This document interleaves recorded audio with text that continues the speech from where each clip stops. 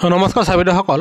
7 বছৰৰ ভিতৰত সকলোতকৈ কম পৰিমাণে দিয়ে আৰু দিয়াৰ এইবাৰ বৃদ্ধি হ'ব হয় চাবিদসকল আপোনালোকে ঠিকই শুনিছে কিয়নো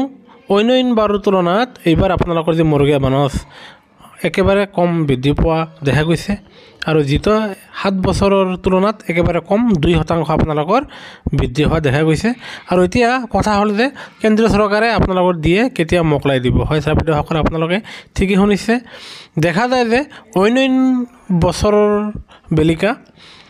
কেন্দ্ৰীয় চৰকাৰে হোলীৰ উৎসৱৰ আগতে এই দিয়ে মোকলাই দিয়ে কিন্তু আজি হোলী পাৰ হ'বৰে হ'ল তথাপিও কেন্দ্ৰীয় চৰকাৰে দিয়ে কথা ঘোষণা নকৰিলে সেয়েহে আমি বিশেষ সূত্ৰৰ খবৰৰ ভিত্তিত জানিব পাৰিছো যে যেহেতু হোলীৰ সময়ত এবাৰ দিয়ে ঘোষণা নকৰিলে তেনে ক্ষেত্ৰত অহা সপ্তাহত কেন্দ্ৰীয় চৰকাৰৰ অন্তিমখন কেবিনেট বৈঠক আছে আৰু এই মাহৰ যি কেবিনেট বৈঠক অহা সপ্তাহত অনুষ্ঠিত হ'ব আৰু সেই কেবিনেট বৈঠকতে আপোনালোকে পাবলগীয়া 2% মুৰ্গীৰ বনজ মোকলাই দিব কিন্তু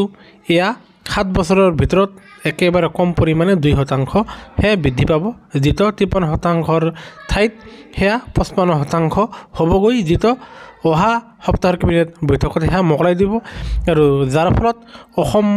চৰকাৰে তেখেতসকলে এপ্ৰিল মাহত মোকলাই দিব আৰু